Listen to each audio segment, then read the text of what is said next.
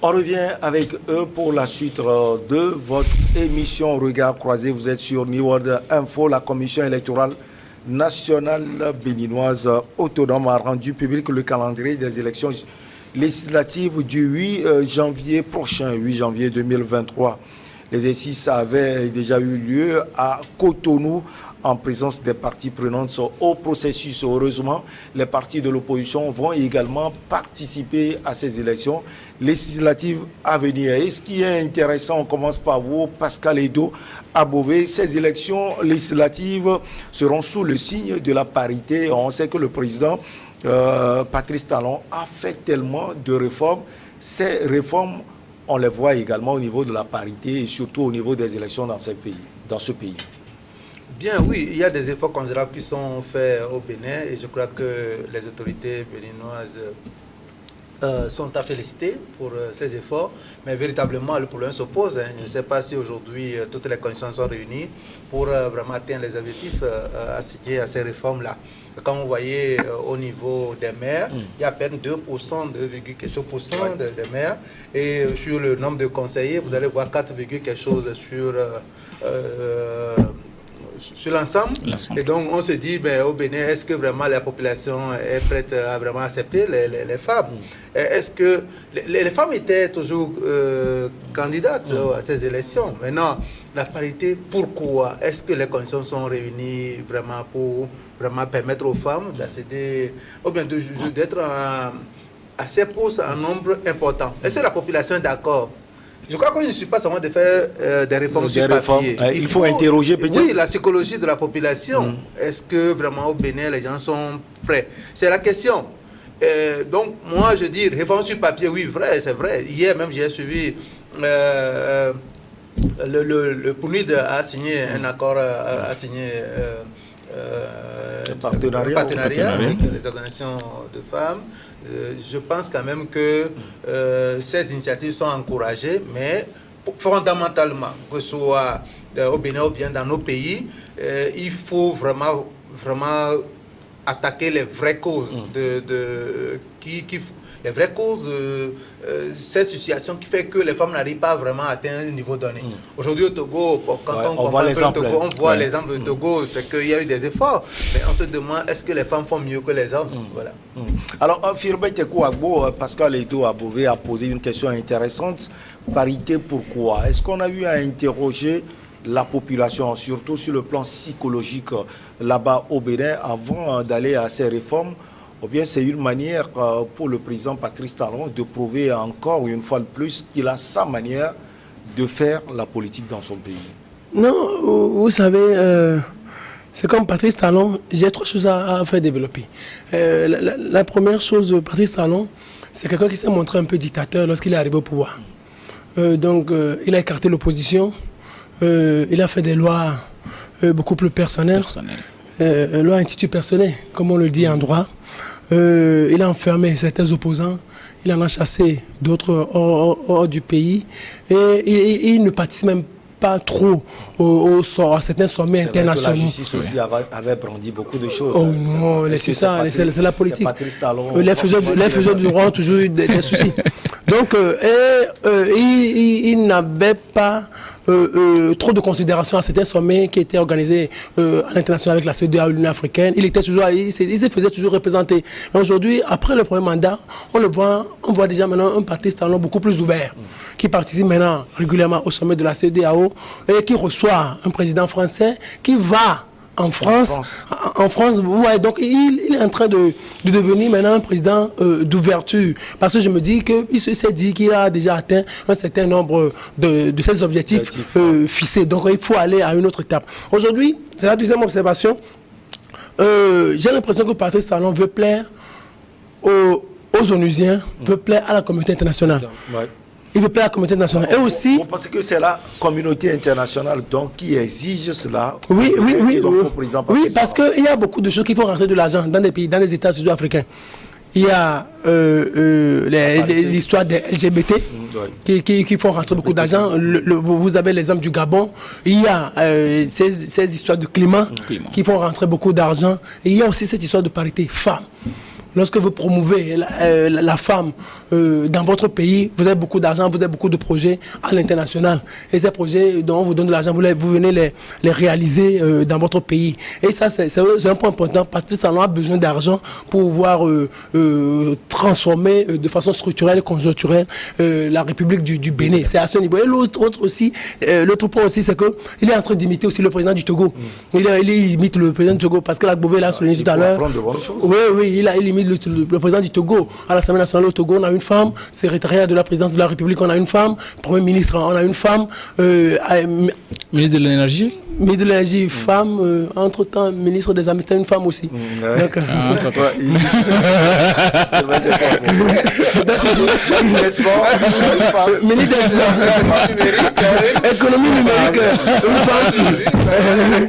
Donc, il y en a beaucoup. Donc, c'est un exemple à suivre aussi. Je pense que, vous savez, je me rappelle que du temps de François Hollande, les Français s'étaient battus, ou les députés s'étaient battus pour que Ségolène Royal devienne la présidente de l'Assemblée nationale. Ouais. Mais il y avait beaucoup qui étaient allés contre. Donc, elle n'a jamais été élue en 2012 en 2012 pour devenir présidente de l'Assemblée nationale. Elle était pressée à la porte de l'Élysée. Elle était pressée à la porte. Mais aussi aujourd'hui, parce que le Togo a eu une femme président de l'Assemblée nationale, la France aussi s'en est inspirée. La France a aujourd'hui, à la tête de l'Assemblée nationale française, au Palais Bourbon, une femme.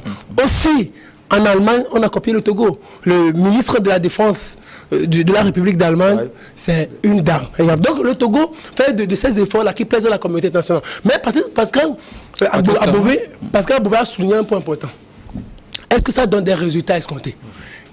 Et l'autre chose, nous sommes en Afrique. C'est bien, il faut promouvoir les femmes. Moi, je n'ai jamais été contre ça. C'est une bonne politique. Mais est-ce que, de l'autre côté, ça ne provoque pas ou ça n'engendre pas un déséquilibre familial? Est-ce que les femmes qui sont assez pour de responsabilité, au niveau de leur foyer, est-ce qu'il y a une certaine stabilité? Parce que n'oubliez pas, une société... Est-ce que vous avez fait certaines remarques? Non, moi je pose juste une question. Non, c'est une question. Parce que moi je pose juste une question. Parce que une société, encore moins, une société africaine, c'est le rassemblement des familles. Parce que si les familles ne sont pas soudées, alors qui vont construire la société? Si on a des familles qui sont, où des enfants n'ont pas leur père, leur maman avec eux régulièrement, et des enfants qui deviennent des délinquants, qui vont construire la société? Donc c'est un point important, un point social qu'il ne faudrait pas écarter lors des débats. Avant de parler du Bénin, Firmin Tekou Agbo a touché quelque chose. Il semble dire que lorsque la femme est à ce niveau, il y a un problème au niveau de la société africaine. C'est ce qu'il veut dire? Oui, c'est une réalité. C'est une réalité parce que, vous savez, il y a certaines fonctions qui obligent la femme à ne pas assumer certaines charges au niveau de la maison. Et l'homme, en tant que chef de famille, c'est ce qui est normal chez nous. L'homme, en tant que chef de famille, quand il ne voit pas sa femme se dévouer à certaines tâches, il va se dire, mais il y a un problème qui se pose. Vous voyez, dans une maison, par exemple, l'homme veut manger des mets cuisinés par sa femme, mais en lieu et place, la femme préfère une cuisinière. Donc, il y a un véritable problème qui se pose à ce niveau et Firmin a pratiquement raison sur ce point. Et moi, évoquant le cas du Bénin, je veux dire que Patrice Talon, aujourd'hui, il est en train de créer quelque chose. Et moi, ça me plaît parce que quand tu vois au niveau éducatif, aujourd'hui, le niveau d'alphabétisation des femmes a pratiquement augmenté au Bénin. Et il a mis des systèmes, ou bien comment on peut dire ça, des canevas pour permettre à ces filles-là d'évoluer. La dernière fois, il a fait sortir une loi qui va permettre à ces filles qui ont reçu d'excellentes notes d'être payées à hauteur de 30 000 francs pendant 10 mois chaque année sur tout leur cursus scolaire. Ça encourage énormément. Ça veut dire qu'il y aura demain des filles et des femmes assez responsables pour pouvoir diriger, qui vont pouvoir diriger le Bénin. Aujourd'hui, quand vous prenez le gouvernement béninois, il y a au moins 5 femmes qui sont des ministres et qui occupent des postes de responsabilité, ministre de la fonction publique, ministre de... inférieur. Mais ce qu'ils cherchent, moi, je crois que c'est la qualité. Ces histoires de parité, moi, ça ne me plaît pas trop.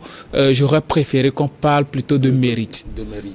Quand tu mérites, que tu sois homme ou femme, on te met à ce poste. Firmin vient de donner un exemple, l'exemple du Togo. On a des ministres, femmes qui sont là, mais est-ce que... Ils ne méritent pas ça, vous voulez dire? Est-ce qu'à leur poste, aujourd'hui, ils font mieux ou bien ils ont fait mieux que ce que les hommes ont déjà fait? Moi, je ne le dirai pas, parce que nous, on veut mieux vivre, peu importe que ce soit un homme ou une femme qui soit à ce poste-là. Maintenant, est-ce que la femme, quand elle est venue, elle a posé des jalons ou bien elle a posé des bases qui permettent à la population de mieux vivre ou bien d'avoir eu un meilleur service par rapport à ce que l'homme a fait? On ne va pas rentrer dans ce clivage. Aujourd'hui, quand on voit dans nos sociétés, on voit qu'il y a une part belle qui est offerte aux femmes qui ont, vous voyez aujourd'hui, quand vous avez une licence, et qu'une femme aussi a une licence, la femme a beaucoup plus d'opportunités de rafler un marché ou bien d'avoir un emploi plus que l'homme. Donc, les hommes aujourd'hui sont, je peux dire, marginalisés par rapport à cette situation. Ce que le Bénin est en train de faire aujourd'hui, c'est de se baser sur le mérite, et Patrice Talon ne fait pas ne met pas la charrue avant les bœufs. Il est en train de créer une base, et la base, c'est que les femmes soient bien instruites. Et on sait très bien que le Bénin, entre-temps, fait partie des pays les moins alphabétisés au monde, mais aujourd'hui, quand on prend le Bénin, les femmes vont beaucoup plus à l'école, et il y a beaucoup plus d'une floraison de dames dans les milieux d'affaires. On sait tous que la plupart des Béninoises, elles aiment faire le commerce, mais aujourd'hui, elles s'intéressent beaucoup plus aux tâches administratives et autres. Quand on prend l'Assemblée nationale, c'est au moins 224 députés sur 577. Ça veut dire qu'il y a un travail qui est fait, et dans les prochaines années, on va voir peut-être une première ministre béninoise et ensuite, pourquoi pas, une présidente béninoise. Ce que fait Patrice Talon aujourd'hui, les femmes font partie intégrante de nos sociétés. Ce sont nos mamans, ce sont nos sœurs, et elles peuvent participer à la vie politique, mais au prix du mérite. Parce que ce qu'on constate dans certains États, c'est que on fait de parité genre, parce qu'il y a certains fonds qui vont rentrer, on fait entrer tout le monde par du copinage. Ça ne doit pas être le cas. On doit permettre à ce que ces dames-là intègrent la société, intègrent la vie active par le mérite. Alors, ces femmes vont sans doute se trouver dans des partis politiques. Le point aussi important, Pascal Edo Abové, c'est que l'opposition va participer à ces élections législatives du 8 décembre 2023. Entre-temps, des partis comme les démocrates ont eu des soucis avec la justice du pays. Aujourd'hui, c'est fait. Le climat est apaisé indubitablement pour ces élections à venir. Oui, je crois qu'au Bénin, des efforts ont été faits. Il y aura quand même une inclusion lors des prochaines élections. Je voudrais quand même revenir un peu sur la situation de Talon. Vous savez, quand vous prenez le cas du Ghana au temps de Ronesi, quand un pays et quelqu'un vient au pouvoir avec une vision, parfois c'est difficile pour lui d'asseoir son dispositif s'il ne met pas de côté certaines personnes, parce qu'il y a toujours des résistances, des pots de résistance. Donc quand on vient au pouvoir avec une vision, souvent on a tendance vraiment à balayer un peu la maison. Talon n'a pas tué. Par contre, lui, il avait tué même des gens. Donc, c'est un peu ça. Il était venu, il savait qu'il y avait des pots de résistance, donc il a tout fait. Il était obligé de se séparer de Sébastien Javon, par exemple. Ah oui. Qu'il a aidé à venir au pouvoir. En politique, vous savez que c'est comme ça. En politique, c'est comme ça. Donc, aujourd'hui, Talon vraiment engagé le Bénin sur la voie de développement. Je crois que c'est un pays que nous envions aujourd'hui. Et donc, il est en train de progresser pour vraiment céder, ou bien donner la main. Voilà. Parce qu'il a dit qu'il va faire 2 mandats. Je crois qu'il est en train de préparer la base pour pouvoir vraiment confier le pouvoir à une autre personne. Donc, il veut quand même refaire son image. Et c'est important qu'il fasse des réformes. Et donc, pour ces prochaines élections, je pense quand même qu'il fera un effort. Il fera tout quand même pour avoir la majorité. Parce que s'il n'a pas la majorité, ça ne va pas l'arranger. Donc, il va tout faire pour avoir la majorité. Mais il sait qu'aujourd'hui, pour avoir la crédibilité auprès des institutions internationales et puis au niveau de certains partenaires, il doit tout faire pour qu'il y ait pour que l'opposition participe à ces élections et aussi participe au débat public, donc au débat de la nation. Donc, je crois qu'il est à féliciter. Il est à féliciter. Oui, il est à féliciter. Et puis, il y a une dame, puisqu'on parle de parité, il y a une dame qui croupit encore en prison. C'est une politique chevronnée, si on peut le dire. Elle fait partie du parti Les Démocrates, Rekiatou Madougou, qui est toujours en prison. Peut-être que d'ici les élections législatives du 8 janvier, quelque chose sera fait en sa faveur? Non, moi, je ne pense pas. Je ne pense pas trop. À moins que Patrice Talon nous surprenne. Je ne pense pas trop parce que ce qu'on lui reproche comme charge est vraiment lourd. Et puis, c'est comme Patrice Talon ne veut pas subir de pression. C'est-à-dire, c'est pas parce que c'est Ricard Madougou, parce que on aurait dit dans son entourage que Ricard Madougou a un carnet d'adresse important. Donc, elle a des chefs d'État qui l'admirent, qui la soutiennent. C'est pour cela. Ricard Madougou n'aurait pas été dans cet esprit, elle aurait été libérée. Peut-être elle n'aurait jamais été arrêtée. C'est parce que Patrice Talon, il veut montrer qu'il est l'homme, quoi. C'est lui qui dirige la maison. Ici, c'est lui le patron le seul capitaine à bord. Sinon, tôt ou tard, avant qu'il ne parte, Ricard Madougou sera libéré. Et je pense que ça doit faire partie des sujets discutés avec l'ancien président. Yaïboni, lorsqu'ils ont eu à se parler ou à se rencontrer. Ricard Madougou, on va la libérer. Bon, c'est une femme, elle est en politique. En politique, il y a tout ça. Hein. Elle doit se préparer à ça. En politique, il y a tout ça. Et puis, il y a un aspect aussi que je voudrais faire souligner. Vous savez, les femmes aussi, c'est la sécurité. Et quand vous voyez des chefs d'État aussi qui adoptent cette politique, c'est aussi la sécurité. Ça veut dire peut-être en partie, ils n'ont plus trop confiance aux hommes. Moi, je dis par exemple avec l'exemple du Togo, quand on voit, c'est comme le président togolais, à certains postes, il n'a plus trop confiance aux hommes. Et quand Patrice Talon aussi le fait, vous voyez que peut-être à l'avenir, moi je ne pense, peut-être il va briguer un autre mandat. Hein. Il va briguer, tout est possible, on peut revenir sur l'histoire de rétroactivité. On ne va pas faire ce débat. Il va peut-être un autre mandat, et là il va positionner des femmes à certains postes de responsabilité. Par exemple, quand on voyait Kadhafi, il avait eu des Amazones entouré de femmes, et les femmes, on les nomme à des postes stratégiques. Même votre ami Sarkozy, à certains postes, c'est des femmes. Par exemple, Rachida Dati, ministre de la Justice, avec ces affaires-là, toutes les affaires de Sarkozy, donc il fallait avoir une voix rassurante qui protège celle-là. C'est pour cela que Sarkozy avait placé à la tête du ministère de la Justice une de ses amies, Rachida Dati. La femme, souvent, c'est une affaire de sécurité et une affaire de confiance. Alors, sécurité, confiance. Déjà, ça fait partie de l'impact de ce signe de parité dans la politique béninoise. Vous en trouvez sans doute d'autres, Gabé Adjao, parlant de l'impact que cela peut avoir. Oui, sûrement qu'il y aura des impacts au niveau international parce qu'il y a beaucoup d'institutions qui vont aller vers le Bénin parce que ce sont des trucs qui plaisent énormément aux institutions internationales.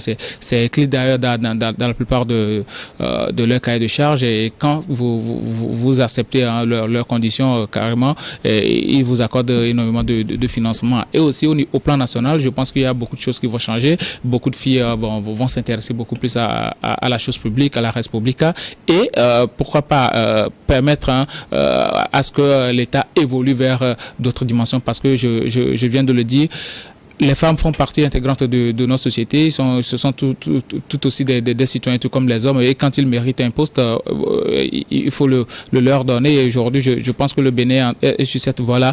Il faut responsabiliser tout le monde dans une nation. Et quand vous prenez le Bénin aujourd'hui, Talon, je vais juste prendre sur le plan de la lutte contre la corruption.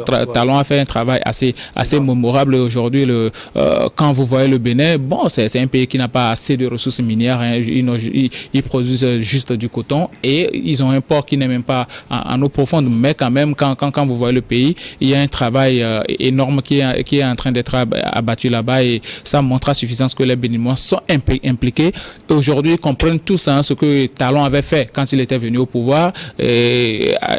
Agbové vient de le dire, c'est très important. Quand vous venez au pouvoir et que vous voulez mettre en application votre programme, il faut écarter certaines personnes qui peuvent vous mettre les bâtons dans les roues, et il a su si bien le faire. Et aujourd'hui, il est dans l'inclusion de tout le monde, permettre à ce que tout le monde puisse rejoindre la barque, et aussi lui permettre d'avoir une fin heureuse pour ne pas être inquiété après son exercice de pouvoir. Donc aujourd'hui, le Bénin, quand nous voyons les femmes, déjà, pour ceux qui vont au Bénin à chaque moment, ils savent que les Béninoises aujourd'hui, ils ont un certain niveau hein, dans les milieux d'affaires, ce ne sont pas de petites dames, ce sont des grandes dames d'affaires. Elles cumulent énormément de sous hein, pour le pays. Quand vous allez au marché de Topaz, c'est pas deux petits frères hein, qui sont occasionnés à chaque moment. Donc aujourd'hui, quand vous prenez ces dames-là qui sont au marché et qui envoient leurs enfants à l'école, c'est pour que ces enfants-là deviennent quelque chose pour elles demain. Et elles-mêmes, elles n'ont pas été assez instruites. Du coup, quand elles voient que bon, il y a des voies qui sont en train d'être ouvertes aux femmes, elles vont inciter leurs enfants à être étudiés. Et une femme étudiée, une femme instruite est d'un grand intérêt pour une nation. Et c'est très important ce que Talon est en train de faire. Vivement qu'il continue sur cette lancée-là. Et parlant aussi du cas Rika Madougou, on va parler de la justice. Oui, c'est inspirer ces dames qui viennent en politique. Oui, mais son problème, c'est qu'elle était venue en confrontation. Elle n'a pas négocié tout au début. Et quand vous vous frottez à ce genre d'homme, Patrice Talon le connaît, c'est pas quelqu'un qui a fait son nom en politique. Hein, il était un puissant homme d'affaires avant de venir au pouvoir. Et quand vous vous frottez à ce genre d'homme, ce sont des gens qui n'acceptent pas du tout d'être mis à l'épreuve. Et Rika Madougou en a payé le frais. Maintenant, il y a des négociations qui sont faites et je pense que dans les prochains jours, pourquoi pas dans les prochains mois, bon, elle sera libérée, mais quelle sera la contrepartie, on verra bien. Alors, Pascal Edo Abouvé, vous êtes expert en entrepreneuriat et en politique de développement. On connaît déjà l'engagement au niveau de l'entrepreneuriat féminin, surtout des femmes en Afrique. Quand on met cela aussi dans la politique et surtout dans le développement, précisément, pas forcément au Bénin, mais en Afrique, ça peut donner quel mélange? Bien, je crois qu'en Afrique, nos mamans ou bien nos parents sont naturellement des entrepreneurs. Moi, je dirais même aujourd'hui que l'éducation même a tué cette dynamique-là. Au village, tous les jeunes allaient au champ, allaient vendre avec leur maman. Et donc, l'entrepreneuriat était dans nos habitudes. C'est le fait qu'à un moment donné, tous les parents disaient je vais envoyer mon enfant à l'école pour aller travailler dans l'administration, ce qui a fait qu'on a abandonné un peu l'entrepreneuriat. Mais aujourd'hui, nous nous sommes rendus compte que l'administration étant saturée, l'État ne peut plus engager tous les jeunes diplômés, donc il faut revenir à la carte de départ. Bon, maintenant, la question que vous posez concernant les femmes. Les femmes sont plus entrepreneurs que les hommes chez nous, naturellement. Parce qu'aujourd'hui, même quand vous voyez les fonctionnaires, vous allez voir que plusieurs, c'est que leurs femmes, c'est que les femmes des fonctionnaires sont souvent des commerçants, des hommes, des femmes d'affaires. Ouais. En politique, aujourd'hui, ce que nous avons constaté dans nos pays, il y a plus on commence par constater qu'il n'y a plus d'entrepreneurs politiques qu'entrepreneurs de marché. Ça veut dire quoi? Ça veut dire qu'il n'y a plus d'entrepreneurs qui sont plus liés aux politiques que des gens qui sont libres et qui mènent leurs affaires de manière personnelle. Parce qu'aujourd'hui, pour avoir accès au marché, souvent, si vous n'êtes pas lié aux politiques, alors vous n'aurez pas accès au marché. Oui. Et aujourd'hui, compte tenu aussi des conditions salariales ou bien des conditions de travail des fonctionnaires, on constate que ces fonctionnaires essaient d'encourager dans leur environnement immédiat l'entrepreneuriat, donc leurs proches deviennent entrepreneurs. Il y a beaucoup de sociétés d'écran aussi souvent qui sont créées, et donc du coup, quand tu n'es pas dans ce rouage, c'est difficile pour toi d'avoir accès au marché. Et donc, ceux qui ont les moyens aujourd'hui, vous allez constater même qu'aujourd'hui, si vous n'avez pas des moyens, vous ne pouvez pas faire la politique. Donc aujourd'hui, tous les leaders politiques veulent avoir autour d'eux des gens qui ont des ressources, qui ont des moyens.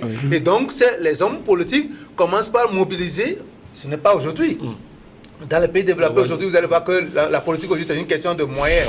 Aujourd'hui, même si vous êtes militant d'un parti politique, dans votre circonscription, si vous n'avez pas un poids financier, alors on risque de ne pas vous mettre à la tête de liste, parce qu'on veut savoir qui peut plus investir dans les campagnes. Voilà, est-ce que vous avez les moyens? Et donc, c'est ce qui se passe aujourd'hui. Donc, les politiques ayant compris le rôle important que jouent les femmes, ils sont obligés de les amener vers eux pour les soutenir dans leurs actions politiques. Même si elles ne prennent pas forcément le devant, elles sont toujours proches de ces hommes politiques pour vraiment les accompagner, pour avoir des facilités en termes de marché, en termes de ressources, pour pouvoir conduire leurs affaires. Et donc, je crois que c'est ce que nous constatons en Afrique, et c'est une évidence. C'est une évidence, cela va faire sans doute bonne presse et cela va sans doute réussir au Bénin. Firmin Teko Agbo. Non, on réussit, pas pour le moment, non. C'est-à-dire, on va promouvoir les femmes en train de... Il faut d'abord qu'elles gagnent. Il faut d'abord, mais c'est talents qui est au pouvoir, elles vont gagner. Au moins, la plupart vont gagner. Surtout celles qui sont au niveau du parti au pouvoir. Oui, bien sûr, elles vont sans doute gagner. En tout cas, c'est un bon début quand même. C'est un bon début. Ça dépend du bilan aussi. Oui, ça dépend du bilan. Oui, c'est un bon début avec le temps. Donc, l'intelligence féminine va aussi contribuer à faire développer le Bénin. Bon, vous savez, nous ne pouvons pas clore ce sujet si nous ne condamnons pas ce qui se passe en Afghanistan. Avec les femmes. Avec les femmes. Avec les femmes. Effectivement. Il faut qu'on condamne cela. Elles sont interdites d'abord des universités. Elles sont également interdites de travailler au sein des organisations non gouvernementales. C'est de la pure bêtise, c'est la cruauté absolue.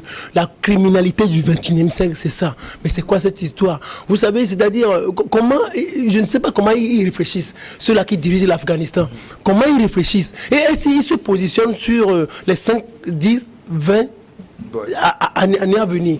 Mais c'est-à-dire ce que les femmes apportent aux États, mais c'est inimaginable. Ce sont des extrémistes. Ils doivent investir plus dans les femmes. Dans les femmes, il faut investir plus. L'intelligence. Aujourd'hui, c'est une fierté aussi pour nous d'avoir une première ministre femme.